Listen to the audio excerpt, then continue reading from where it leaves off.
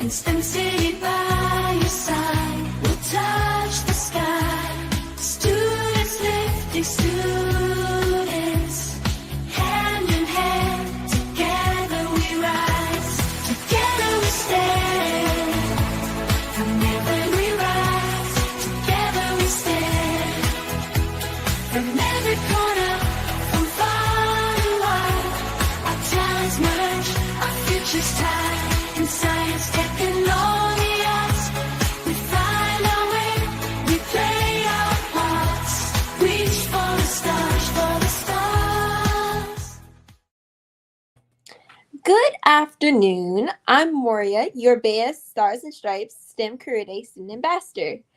Today's Career Day is sponsored by Lockheed Martin, the leading aerospace and defense company. We would like to thank Lockheed Martin for continuing to support our program. Today's guest is Kendrick Tillman. He will tell us about his journey as both a creative DJ and the founder of a STEM education group and how STEM played a part in his success. Now, let's give a warm welcome to Dominic. Good afternoon, everybody. I'm Dominic Allegretti, and with me today is Kendrick Tillman, also known as DJ 5-Star and the founder of Be More STEM. Thank you so much for being with us today on Career Day, Mr. Tillman. Could you please tell us more about who you are and your story? It'd be my pleasure, Dominic. Hello, world. How y'all doing? I'm Kendrick Tillman. Let me pull up a video here that y'all can see my story. Can you see this here? Can we see that? Yes, we can. And so here's the story. It started, well, first let me introduce myself. I'm Kendrick Tillman. I'm a husband, a father of two, a grandfather of two. Those are my two grandkids. My grandson's birthday was yesterday. And so I came back to Baltimore just to do this, where I took him out of town with his cousins. And so my story started in Baltimore. I was a youth and I played basketball. And I remember in high school, this occurred. We were down by some points and I dunked on this guy and the crowd went crazy. And I was like, wow, look at the excitement that we have for sports and athletics. What if there was the same type of energy for mathematics? And so we have a product called Math Through Music. And so I started DJing in high school. And so DJing got me into different rooms, doing different events. But then I got called back from Morgan State University to do the PACE program, pre-accelerated curriculum in engineering. And they said, well, we want you to make up a class. So I started making up this class where I showed my engineering degree with me being a professional DJ. And of course, I went back to Morgan State and got my School of Business degree, the MBA. And I'm looking to go back to get a PhD in engineering research education. I'm a full-time entrepreneur. My wife and I started the Be More STEM Foundation as a nonprofit. And so when I started putting together my STEM degree into what he's doing there is simply kinetic energy, friction. And so I can absolutely scratch this record that's controlling this video. Look how technology affected the DJ industry. This record is controlling the scratch, right? And so when that hit me, I said, wait a minute, knowledge is not power. That's right. I know somebody said, Mr. Tillman, what you mean knowledge is not power? If I give you all the knowledge in the world and you use it on absolutely nothing, where's the power in that? So let's agree that applied knowledge is power. So I wanted to apply the knowledge that I learned from my engineering degree, the coding, the electromagnetics, the calculus, all of the physics, and apply it to what I love the most, which is these turntables. And so I branded myself as the #1 STEM DJ in the country, started traveling the world doing edutainment workshops because I can control what you see. And so here's an example of how I can give you.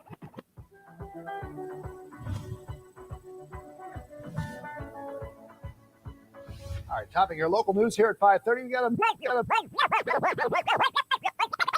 got a man promoting a creative way to teach kids about STEM, and he's doing it through music. That's right, he's teaching them how to be a DJ while learning math. And WMAR2 News' Brittany Werner tells us some schools in our area have already started using the method in their classrooms. Brittany. Math and music usually aren't intertwined, but one man who's crowned himself the STEM DJ has a mission of using them together to help kids learn math through music. I love this part because I can scratch my hand scratching on the news. Everybody loves music. It's a universal language. Kendrick Tillman, who's the owner of 5-Star Enterprise, says teaching kids about math through music was a lifelong dream for him, and it starts with teaching kids how to DJ using mathematical principles. We took the few principles of math, 5th grade through 9th grade, so part the whole, percentages, addition, subtraction, multiplication, ratios, you name it, in the 5th grade through 9th grade section, and then applied it to the processes of DJing, the processes of music. Tillman says exposing kids to mathematics in this creative way while pairing it with music often makes kids more excited to learn about math while being entertained, and that can potentially translate to increased creative thinking, higher test scores, and hopefully higher graduation rates. So, ladies and gentlemen out there in the world, just to let you know, this all started from me being a DJ, right? I still was good in math. I went to Baltimore Polytechnic Institute is known for math and science here in Baltimore. And then I went to Morgan State University, as you heard, got my electrical engineering degree. And that's where it kind of came together. And so I want you to focus on finding your life's work. We're going to talk about finding your life's work if I get a minute if they give me that extra time to dive down into that. But this is about career day. And so we're talking about 3 different things here. First and foremost, I'm an entrepreneur. That means that my company earns a revenue stream that can pay Mr. Tillman, right? And so 5-Star Enterprise is an entity that is now 15 years old. And so started in 2010. And so in March, we turned 15 years old. I have a 15-year-old baby that's my company that was started out of an idea. And we wanted to be a premier resource for STEM workforce diversity. We want to get you engaged to employment, from engagement to pursuing a PhD in some STEM field, or from engagement to being a social entrepreneur like you see before you now.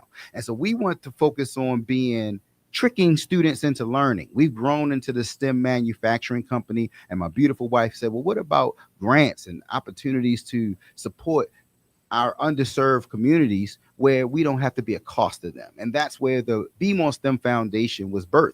Be More STEM is an acronym. It's also a play on words because my wife and I are from Baltimore. She from the east side of Baltimore. I'm from the west side of Baltimore. And it's an acronym for bringing everyone more opportunities and relevant experiences in science, technology, engineering, and math. And so sometimes we found that principles are few, processes are many. And so the principles never change. We found that in math, you're going to always have part the whole. You're going to always have percentages. You're going to always have the principles that you see: addition, subtraction, algebra, calculus. All these principles will remain the same. However, the process, the way you learn these things can also ultimately change. And so I want to be able to dive down into what we have delivered to the marketplace. We have a dozen different educational products now. And so Math Through Music is one of our products. We also have our coding kits. You would solder a DJ rig and program it, code it to play music.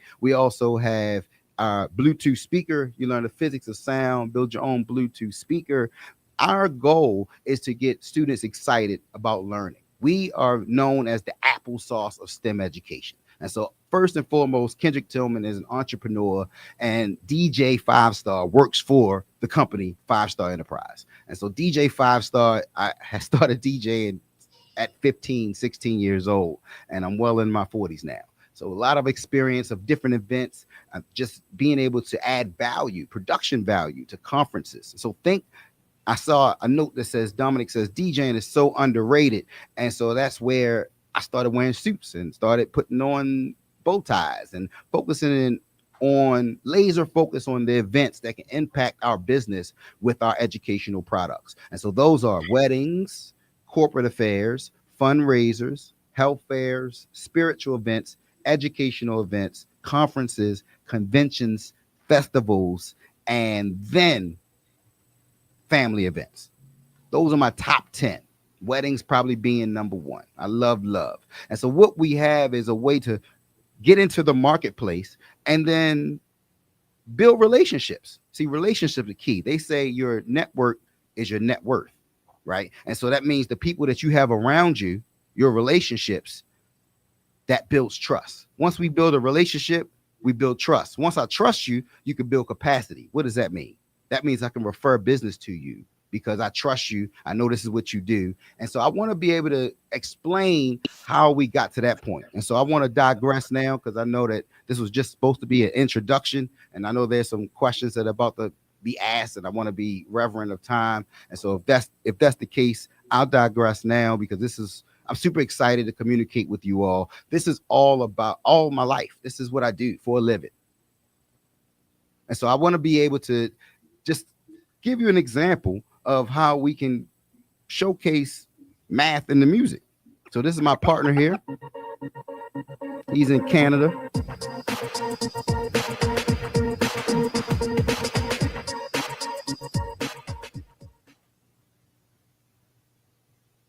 And this is where it starts. Each song has a measurement of speed known as beats per minute, which we refer to as BPM. When you clap your hands, tap your fingers, stomp your feet, or nod your head, you're naturally moving to the BPM of the song. Let's try it. I'm going to play a song, and we're going to feel that beat. You can clap, you could nod, you could tap, and you could stomp. Whichever method, you got to feel the beat. That's what DJs do. The Record Box software provides BPM information in decimal form. Great DJs can also estimate BPMs by simply listening to the beat. When we estimate, the goal is to be as close as possible to the actual BPM. Let's play a song and count the beats we hear in 10 seconds. There'll be a timer on screen showing while we're counting. Here we go. And the timer's gonna start in 3, 2, 1, and go. 1, 2, 3, 4, 5, 6, 7, 8, 9, 10, 11, 12, 13, 14. All right.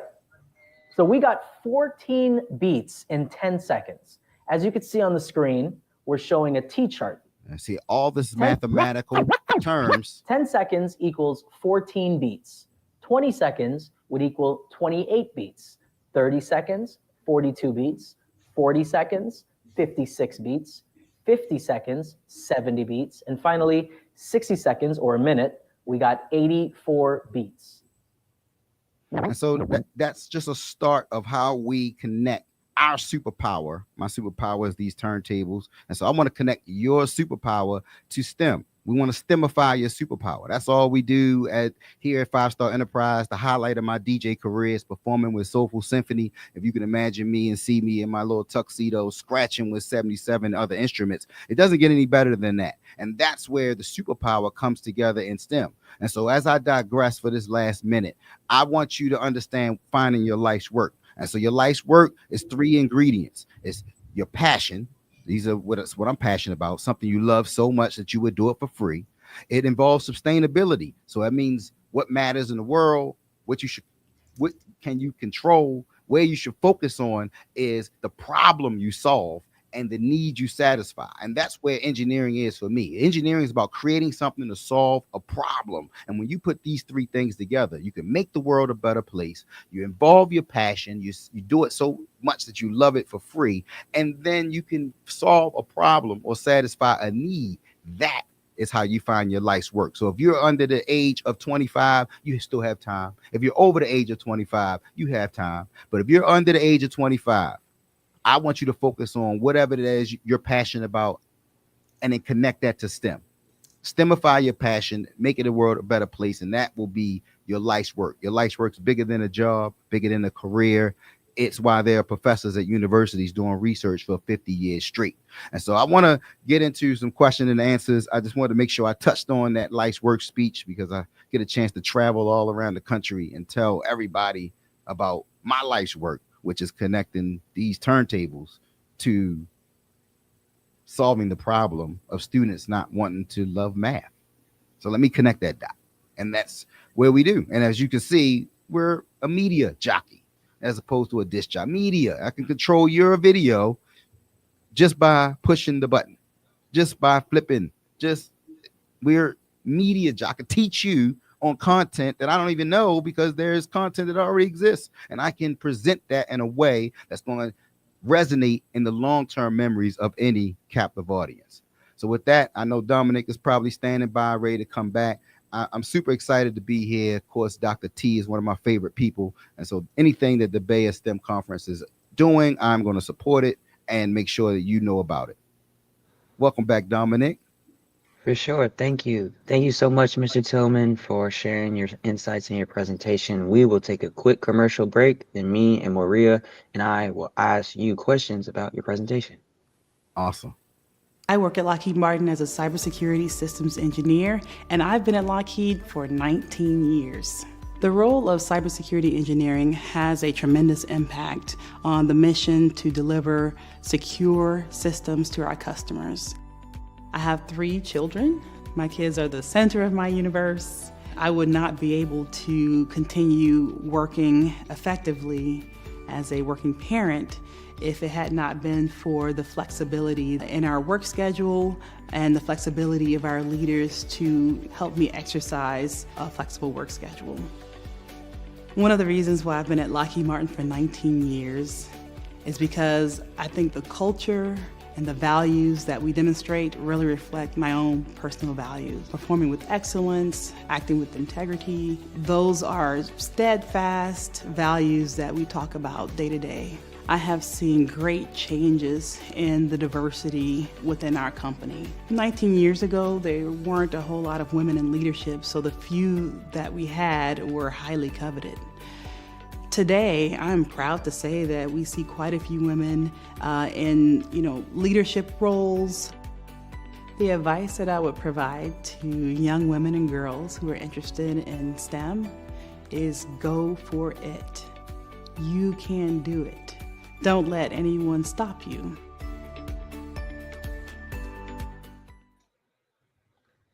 Hey, everybody.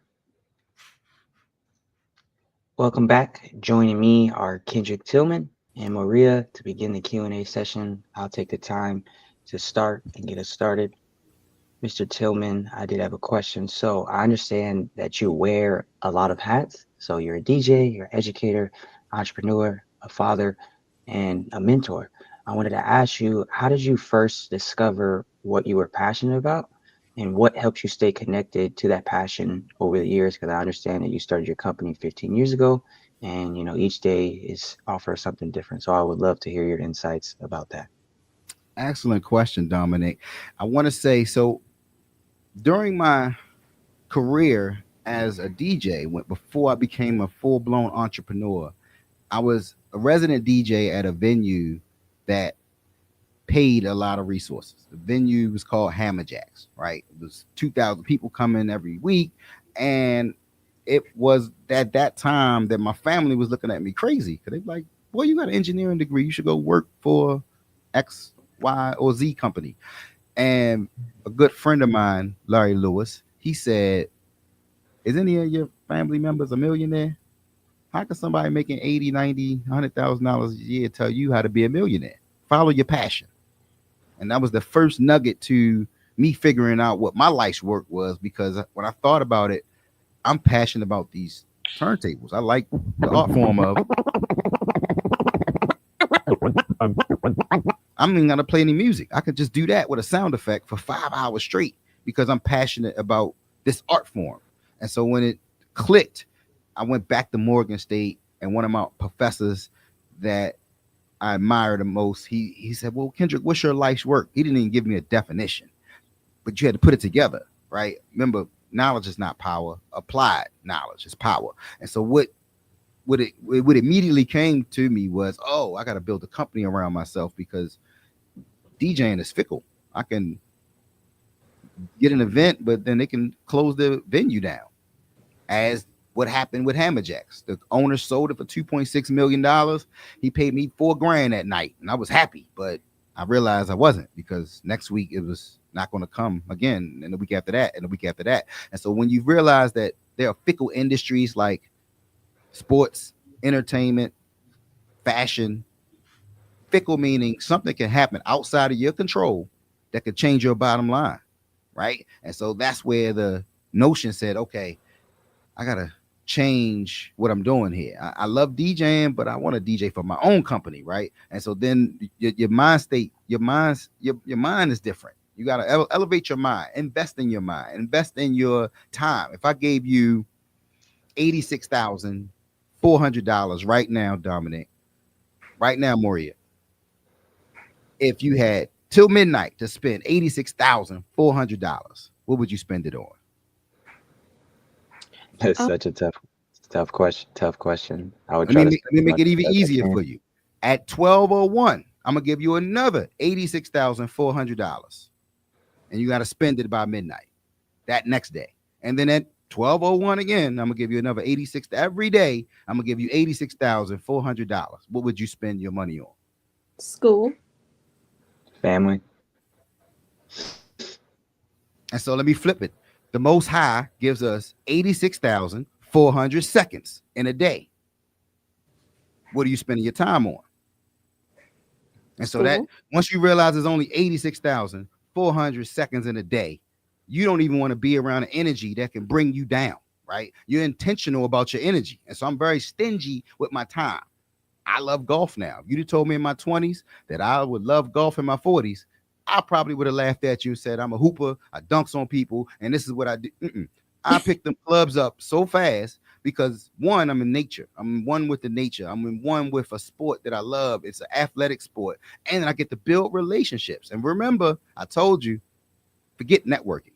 It's about building relationships. When you build relationships, they start to build trust. Once you build trust, you build capacity. When I know that Dominic does X, Y, and Z excellent, and he has a relationship with me, and then someone comes and say, oh my God, I need someone to do with video or graphics or whatever it is that Dominic does, because he's built trust in a relationship, I'm going to refer him to do this business. And that's where you build capacity. And so I want those that are listening to us right now, pay attention to your relationships, because if you are not intentional about your relationships, that is really where you become stagnant. And that's the message I want to drop on those that are viewing us today, because if you're not learning, you're dying. All great points. Maria, did you want to ask? Could I ask a question? Sure. Okay, when you were talking about relationships, how do you know if you have a good relationship with that person? Like you said that, I forgot the word that you said, but you said when you don't have good relationships, or when you have a stagnant relationship, it doesn't go through. So could you further elaborate on that? Clarify?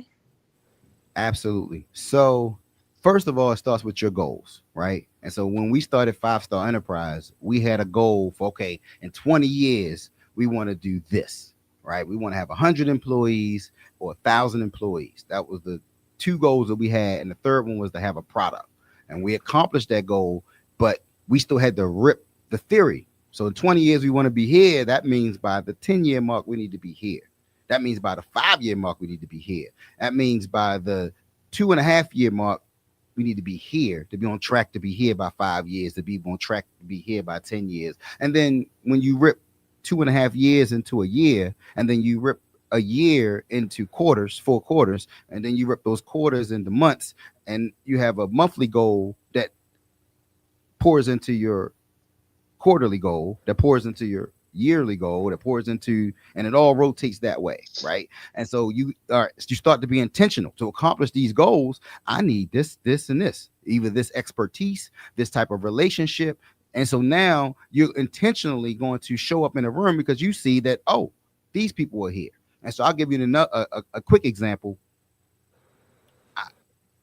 I was told by a good mentor of mine, maybe 15 years ago when I just started the company. He said, I love what your company's doing.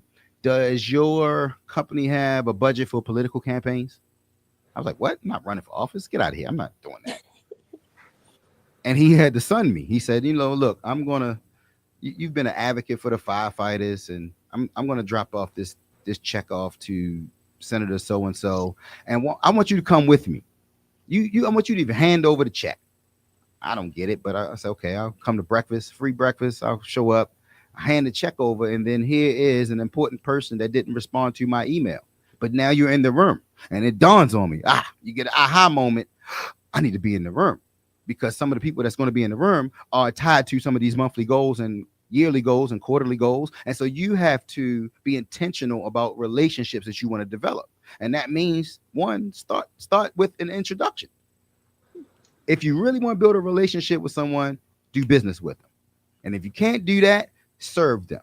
Like, come volunteer. If you know that this is what they do and you've done the homework that you're supposed to do on the relationships that you want to be intentional about, and you come to that person and add value to them and said, hey, I just want to support you this way, or best believe that relationship is going to be upgraded immediately when you add value to each of us. Each of us need all of us. And so when you say, I want to say, I said stagnant if you are intentional about building relationships, right? And so sometimes the relationships that you build are the ones that are in your vicinity.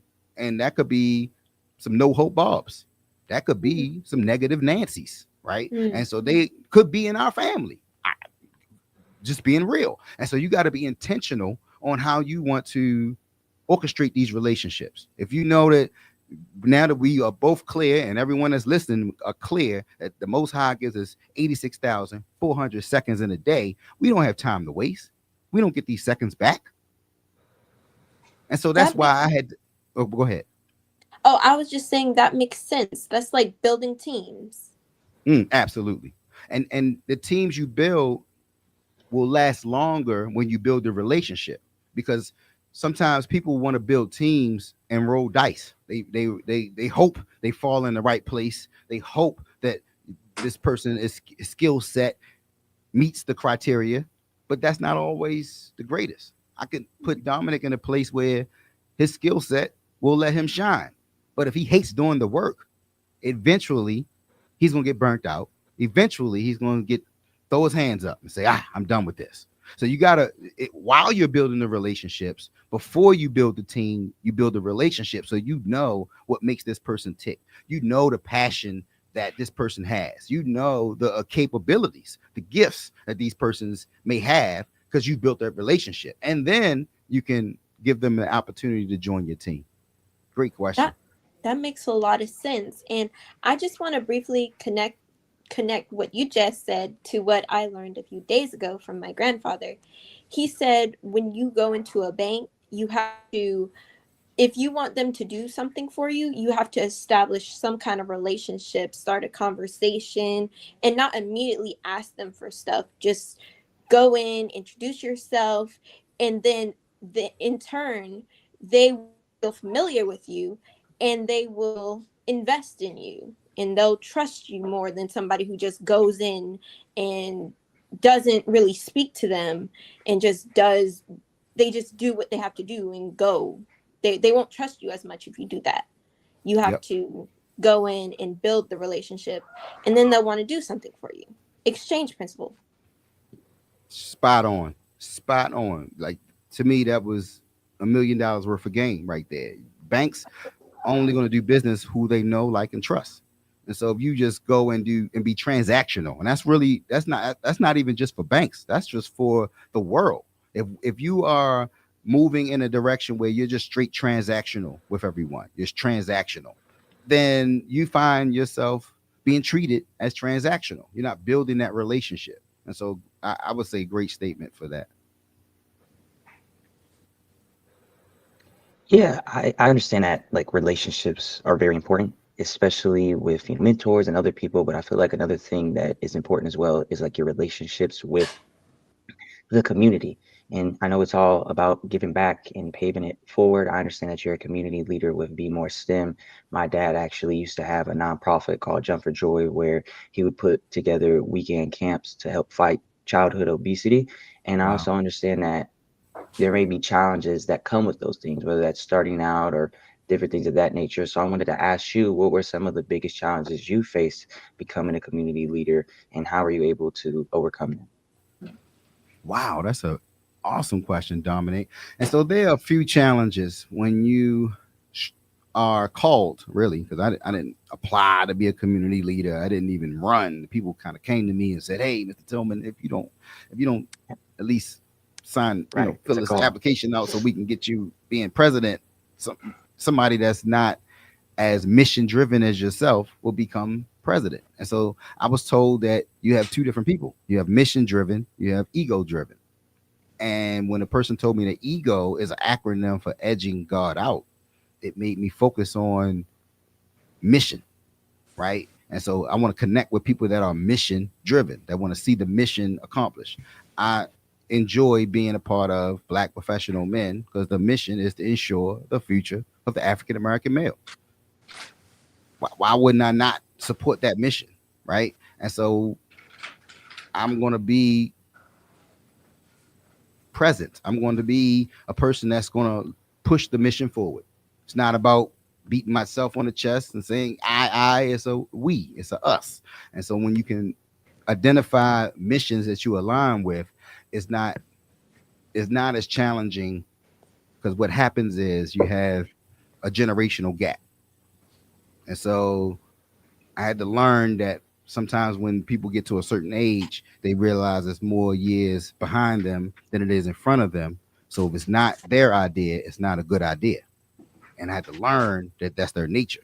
And so to get the mission done, I would give them credit and say, no, this was your idea, even though it was my idea. Because the game is not about it's about getting the mission done. And so sometimes if that helps move the mission forward, make give our seniors the credit, give them their flowers, make it their idea, make them look good. And so I always focus on results driven. We got to make sure that let's get to the end game. It doesn't matter how we get there as long as we get there legally, of course, and make sure that it doesn't hurt anyone. That's the goal is to be mission driven. Great question. A great compliment. So true. Thank you. Ray, did you want to ask one more question? Well, okay. So after I saw your video, um, I was just wondering, did you attend the BEYA conference and how did you enjoy it? BEYA, I pretty much had perfect attendance, whether virtually or physically. And so again, I'm going to lead right into what we just been talking about. BEYA is the place where you build relationships, right? And so I'm going to attend as Bruce Wayne and Batman. You'll see Batman perform and I'll make you dance, but Bruce Wayne is there during the day and we're still looking to build relationships to get more contracts for our educational products and services. And so it's about being able to be present. 50% of the battle is showing up. So that's going to always be a nugget. 50% of the battle is showing up. And then you put some effort, hard work, dedication, and consistency, as my brother Quick would say, that it's all about being in tune with your goals, right? So you're intentional because now we know it's only 86,400 seconds in a day. We don't have time to play. We only have time to be around energies that's going to bring our vibration down. And so it's all about intentionality. And so I'm super excited about where I started from and where we are. They say your vibe attracts your tribe. So I'm always like this, So bubbly. true. I'm always looking to impact and add value. And so it attracts me more people like that wants to impact and add value and not people that want to take, right? And so That makes sense. I'm super excited about just where we are together as a culture, even though in the climate we're in, many people have this uncertainty. I'm in tune with the Most High, so I'm really just super excited about where we are moving as a culture. We're starting to come together more. There's more communications going on. That builds more relationships. That builds more trust, and then that builds capacity. For That's sure, beautiful. you are who you hang with. That will conclude our questions that we have for today. Many thanks to Mr. Tillman for sharing his insights and talents with us today. Please stay tuned for commercials and our next segment, Constructive Conversations, where we will explore the theme of endurance. Calling all future STEM pioneers, leaders, and career champions. Join us on every second Saturday of the month for the BEYA Career Day. BEYA STEM Career Day is all about creating opportunities for students to venture into the world of STEM through the eyes of professionals. You'll meet mentors and presenters that will give you a sneak peek into the many options available to you in the field of STEM. Hosted by teen ambassadors, you'll find yourself among inspiring peers just like yourself that are aiming high for their future. To take part in the BEYA STEM Career Day on Zoom, visit fullstemahead.us and register for the next session. Again, that's fullstemahead.us. BEYA, becoming everything you are. A world of careers unleashed. You can get it at BEYA. Become everything you are. Welcome back. Once again, I'm Moria Bowman, and today we'll talk about endurance, both physical and mental. We'd like to invite our viewers to participate. What tests your endurance? How do you increase your endurance when you've got a long task to do? Please share your thoughts in the chat. But before we begin our discussion, here is a video on this subject created by Dominic Allegretti. Hello everyone, my name is Dominic Allegretti. I'm 20 years old and I'm a stock analyst, and I wanted to talk about this month's theme, endurance. I know when we all hear this word endurance, we may think of running or some type of long distance thing, but in my opinion, there's more to endurance than just the physical aspect. There's the mental side as well. For me, there's no one definition for endurance because it shows up in different ways, but to its core, I feel endurance is about having the mental strength to adjust and the ability to be able to keep pushing forward even when things are tough or you're having challenges. And remember, it's not just about grit or resilience or even consistency. It's all those things. But most importantly, it's being able to understand how to tap into each and every one of them at the right time. Personally, for me, I've been in the tech industry for the past 3 years, and I've had a lot of ups and downs, especially with content creation. You may see the thousands of followers I have or the hundreds of thousands of impressions that I get on different posts, but it wasn't always like this. I could remember vividly where I was getting no views or one like or one comment here and there, and usually that was from my dad, and that doesn't really count. So it was definitely a grind, and I've learned over time that endurance is about not letting slow progress stop you. You know, it's easy to stay motivated when things are going well, but what are you going to do when things aren't going your way? And that's where consistency, having faith, and optimism come into play. Those three things allow you to keep moving forward. I know things can get hard or difficult when we're not seeing the results right away and we're putting in all this effort, but you have to realize Rome wasn't built in a day. Things take time, and if you're passionate about learning and getting better, as well as consistent day in and day out, you will reach new heights and become the best version of yourself.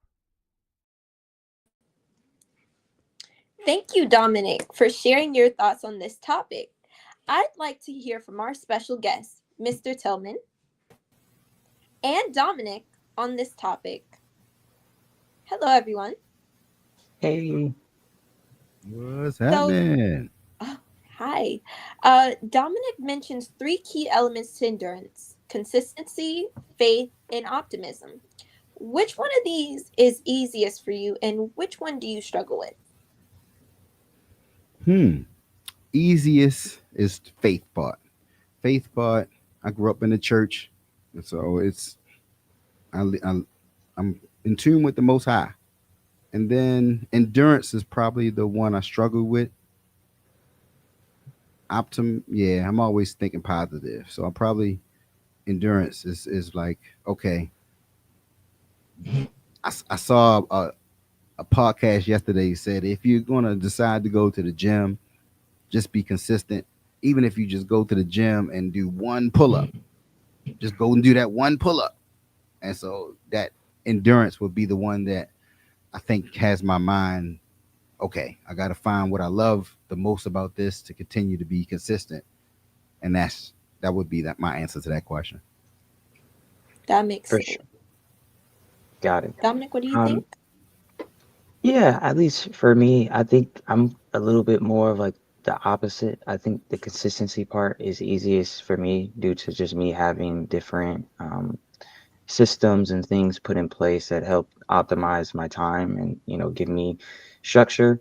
And then I would say the part that I struggled with was definitely having optimism, especially like in my tech career or in the beginning of like my content journey. I understand that things aren't going to always go your way, and when you're not getting the views or getting the recognition that you feel you deserve or at least should be getting, it can kind of take a toll on you. So definitely had to learn how to stop looking at the numbers and looking more at how to put the best content out there for the viewer and to help give back to them like my mentors have done for me.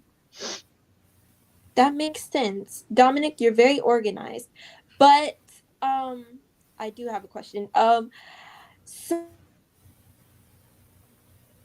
weren't getting views. What changed your mindset? Like when did you what happened first? Like did you change your mindset and then you got more views, or was it like slow growth but steady? It was definitely slow growth. I had people in my ear tell me what I needed to work on. And then sometimes you just have to take the time to go research and learn. You have to understand like the algorithm, what people are looking for, how to structure your posts, what hashtags to actually use. So it took me some time to actually buckle down and really understand how to play, I guess, the social media game in a sense. But also, it definitely had to do with something with my faith.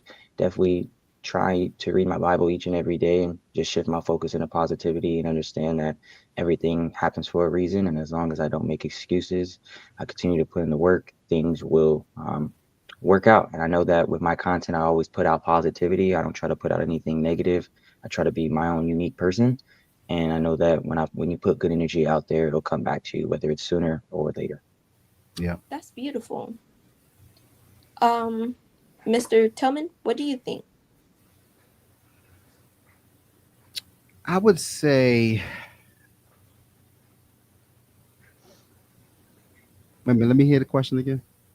Oh, I wasn't really asking a question. I was just wanting your insight on what Dominic said. On which part? Oh, about like Or better slow yet, growth, but like putting out good energy and everything like that. Like,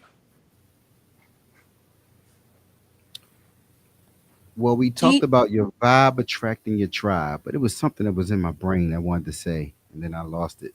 And I was like, wait, what is, uh, okay. So that's why I was trying to get the thought again and trying to see if it'll come back. I would need your help. Well, we were talking about, in the sense of like slow growth, because now in today's age, social media does like a yes, great job I of remember showing now. the Thank you, end Dominic. You helped. product. It So came like, back. yeah, So I view success is based on how many people you're helping. Many people think success is how much money you make, and I view it as how many people you're helping. And so that was the first nugget that I wanted to drop that I couldn't remember. Thank you for triggering it, Dominic. And the second one was knowing that success is based on how many people you're helping. You either win or you learn. You never lose. And so I always look at I'm going to win, and if I don't win, I'm going to learn something. And so when people say, "Well, Mr. Tillman, what have you been doing?" I can literally say for the last 15 years, I have been planning the work, working the plan. I evaluate what worked, what didn't work. I plan the work again and work the plan. Plan the work the plan. Plan the work the plan. And that consistency of planning the working the plan allows me to do something like this, where I just drove back from out of town, hooked everything up. When you stay ready, you ain't gotta get ready. I ain't prepared nothing. I just said, "Oh, what this button do? What sir. this button do? Okay, this button does this. Okay, I'll use these. Boom, boom, boom, and we here because you stay ready, you ain't got to get ready. Right. Proper preparation prevents poor performance. That kind of goes into my last question. I wanted to touch a little bit more on endurance. We just had a little bit of an endurance moment right there where we were trying to figure out what it is that we were trying to say with the question. But everybody talks about endurance being physical, like running and different things of that nature. And obviously, you improve that by practicing or following a training schedule. I wanted to get your take on the mental side. What is mental endurance to you? And how can you improve it? Wow. So yes, I think golf does a lot for that. Meditation does a lot for that. When it comes to your mental, I think it even is impacted by what you eat. And so I eat a lot cleaner than I did in my 20s. I eat more intentional. I haven't eaten beef or pork in probably 16 years. It's Wow. intentional about what I'm putting in my body, right? I don't eat cheese anymore. Although if I gotta eat a pizza every once a quarter, then okay, it's moderation, right? But Hmm. bread, cheese, carbs, I'm more intentional with what I'm putting in my body, and I think that affects your mental. And studies show you eat processed food, it affects your mental, right? And so being intentional about what I'm eating, being intentional. I even do Meatless Monday. I DJ'd for a Meatless Monday event maybe about 6 or 7 years ago. And I was like, you know what? I didn't know this initiative was this big. All the pollution that it takes to get this livestock to your plate, I can give up meat for a day. And so on Monday, I'm vegan on Mondays, and then Tuesday through Sunday, I may still dabble with seafood, chicken, and turkey. That makes All that sense. affects your mental. Okay. Well, thank you everyone for your insights and openness to having these types of important discussions. As we endure our final school days this year, we can benefit from the views we shared today. Viewers, I hope we've given you something to think about, and we thank you for your participation. And of course, thank you to Dominic and thank you to Mr. Tillman. We enjoy having you on this show. My pleasure. Next, we'll learn a Little spotlight sound. segment.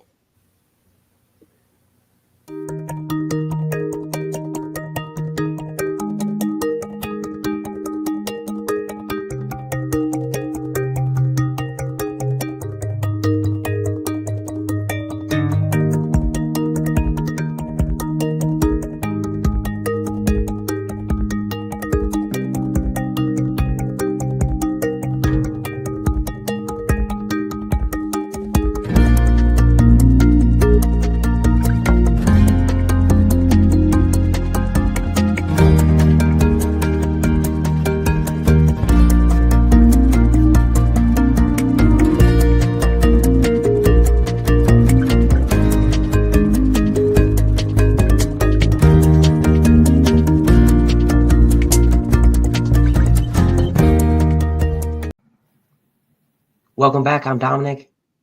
And I'm Moria. And today's STEM inventor is a famous movie star who balanced her creative profession with her technical prowess and her inventiveness. This is the story of Hedy Lamarr. Let's take a look into her early life. Hedy Lamarr was born in Austria in 1914 and became an American citizen in 1953. She was a very highly successful model and actress and even has her own star on the Hollywood Walk of Fame.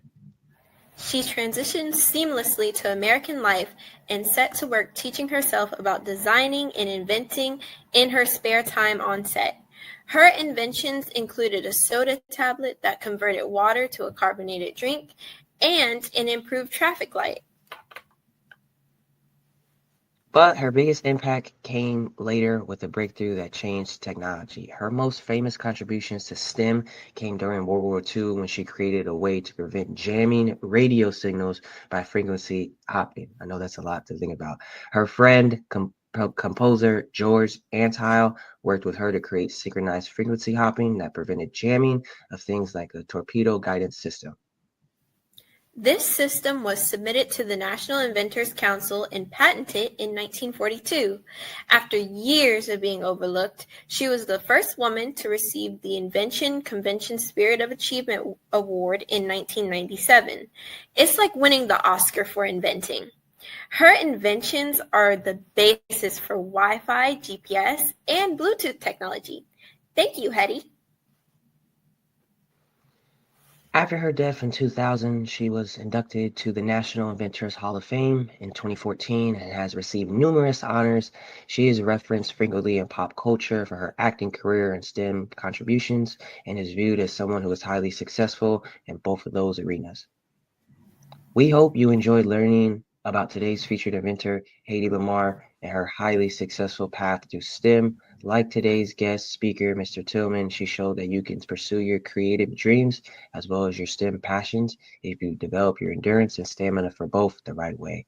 While you watch this next commercial, think of someone you would believe would be a great candidate for a STEM spotlight and share their name with us below in the chat.